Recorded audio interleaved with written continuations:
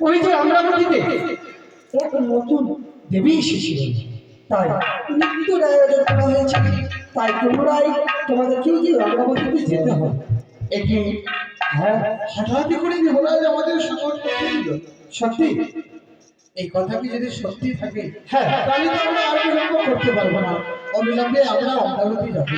বেশ, তবে বিলম্ব না, তাহলে ছুটি চলো। বেশ এগিয়ে চলো, ক্ষণিকের মধ্যে আমরা আসি। বেশ, তাই হবে, তাই হবে। প্রণাম রে। বেশ, তাই হবে। এবার আমি এক এক করে সকল দেবগণকে এবং দোষকে আমার জানানো হয়েছে, তাই এবার আমি ছুটে যাই। স্বামী গো, কি এসেছিল গো? ও শাড়ি, বলো। এই তো অন্য কেউ নয়, এই তো মহামণি নারদ। আজ যেন আমাদের অমরাবতীতে নতুন দেবীর আবির্ভাব। এক দেবী আসিয়া বলে নৃত্য পরিদর্শন হবে, তাই দেবরাজ ইন্দ্র আমাদের যেন পুনরায় যেন অমরাবতীতে ডাক করেছে। এ কি বলছো স্বামী গো? কিছুক্ষণের মধ্যে আমার মৃত্যু গান করে আসলাম, তবে আমার কেন ডাকনো হয়েছে? জানি না গো, জানি না। আজ যেন সেইখানে গেলে বুঝতে পারবো। আমরা বিলম্ব না করে অবিলম্বে চলো, আমরা যেন অমরাবতী যাই। স্বামী গো, হ্যাঁ, আজ আমার ছোট্ট কুটিতে আমি একটু অমঙ্গল দেখেছিল। এমন কি অমঙ্গলের ছায়া তুমি দেখেছো? মম করণী করণী বলতে পারো? জানো স্বামী, জানাও। ভালো ভালো। ওই আমার ডান নিত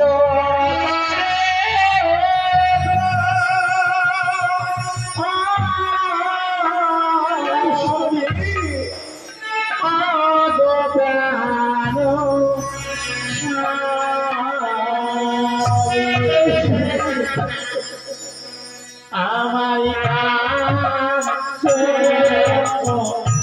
গীতা করে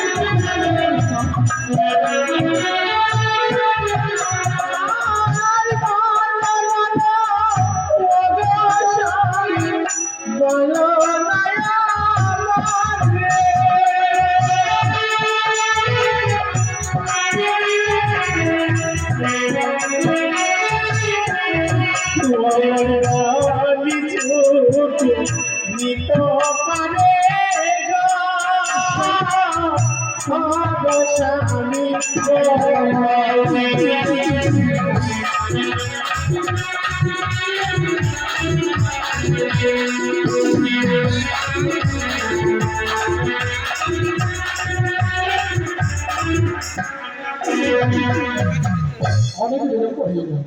মহামণি নারদ মুনিবর 33 কোটি দেবগণ এখন পর্যন্ত পদার্পণ করে না কেন? আমি ক্ষণিক পর্যন্ত বিশ্রাম নিয়ে দেখি না কেন? এসো হে দেবরা, এসো এসো, তবে বিলম্ব না, এসো তাড়াতাড়ি এসো। বাবাজিকা পুত্র ভূমে নাহার মেরা इधर का झगड़ा उधर लगाना है मेरा है भैया, है मेरा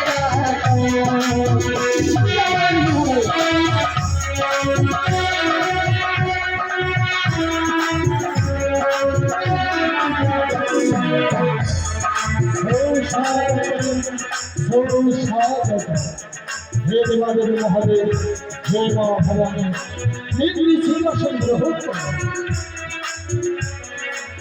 महामणि नारद मुनि बोले মন্দির তো সব পদার্পণ করে সবাই আসছে দেবরাজ।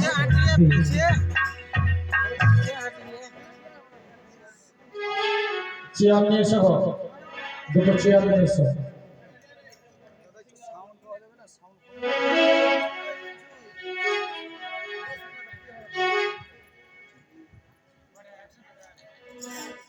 প্রণাম দেবরাজ।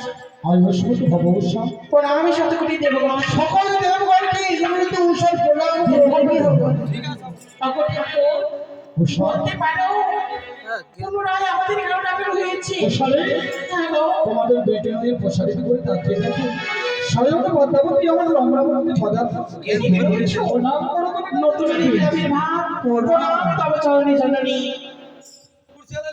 আয়ুষ্মতী ভবভূষণী মা, তবে বলতে পারো আজ এই ইন্দ্র সবাই এমনকি নৃত্য গান দেখি জননী। অনিয়সা মা, তবে শুনো কোন নৃত্য করতে হবে খুব নৃত্য গো, অষ্টন্তরে ভাগ করি নাচ হোক শাসন করি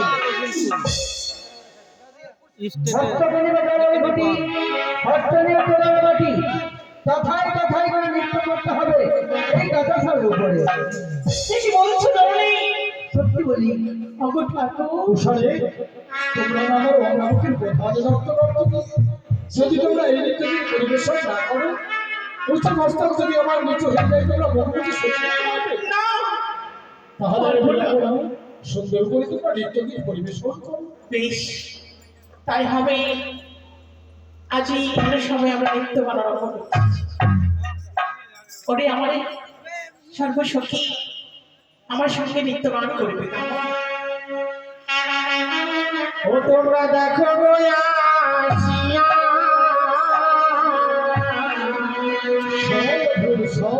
সাদে থাকিয়া থাকিয়া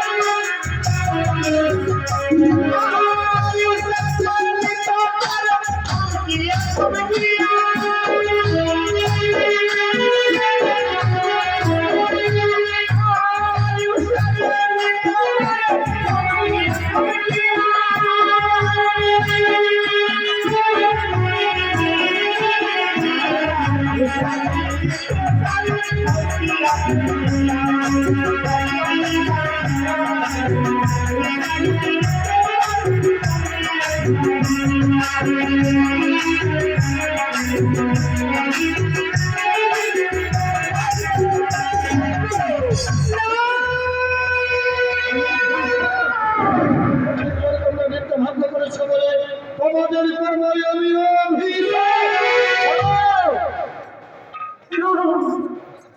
দেবরাজ এতে দেবালয়ের মহলে এরা বালক বালিকা মানুষের ভুল হতে পারে সত্য এবার তাদের ক্ষমা করে দিন হে দেবালয়ের মহলে 33 কোটি দেবগণ মিলে যদি ভুল মার্জনা ক্ষমা করো আমিও কথা দিলাম তাদেরকে আমি মার্জনা করলাম অন্য দোষা একবার তোমাদের নৃত্য ভাগ্য হয়েছে এবার তোমরা সুন্দর করে নৃত্য পরিবেশন তাই করতে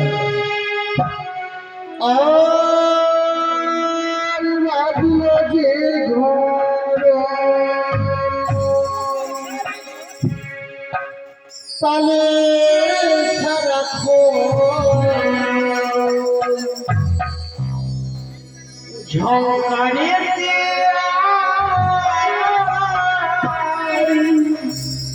আইনে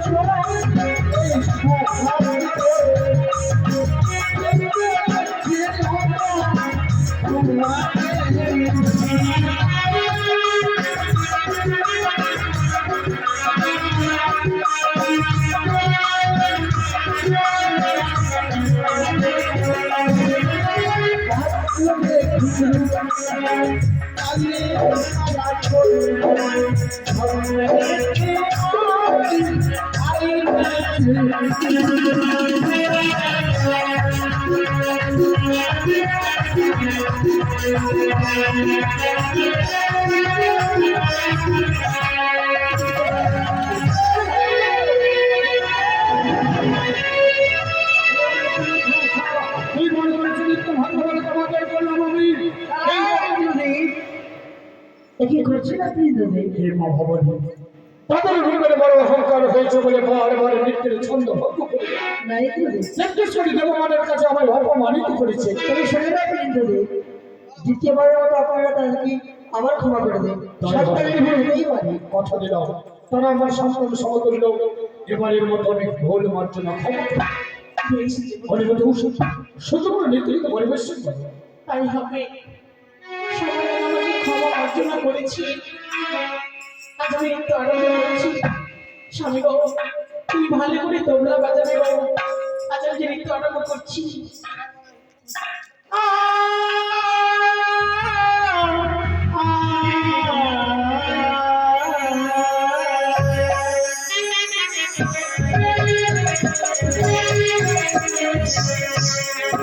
ঝরে ঝরে নকর বাজে,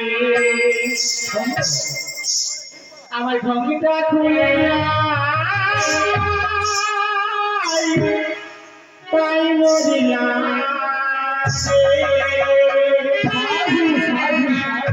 ঝরে ঝরে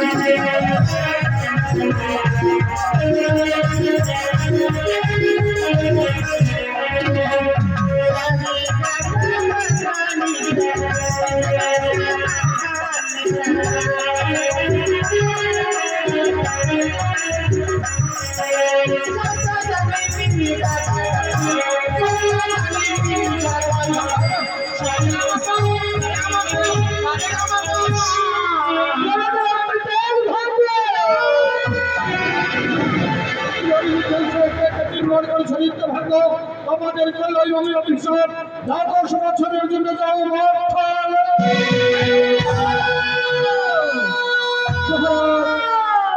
আজকে তোমার ইন্দ্রপুরীকে এসে আমরা এত বড় অপমান অপমান সত্য হয় না।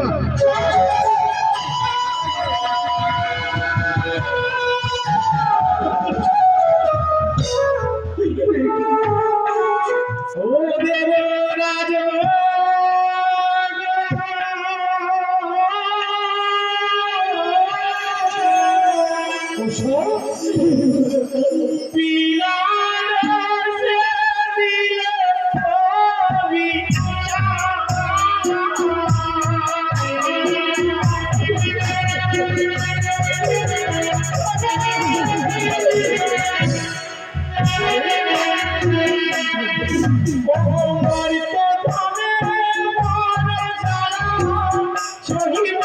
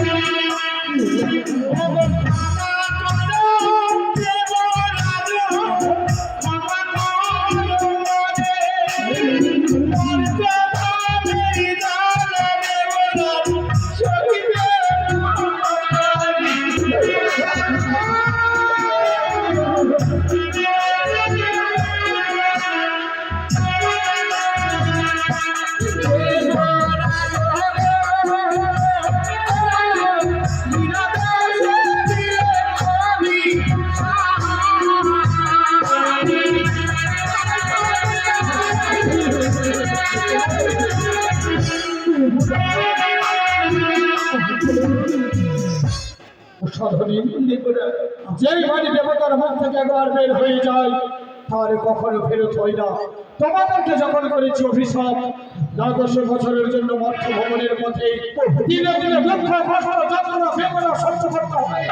যেদিন 10 বছর পূর্ণ হবে আবার ফিরে আসবে অমরাবতী। ওগো মামা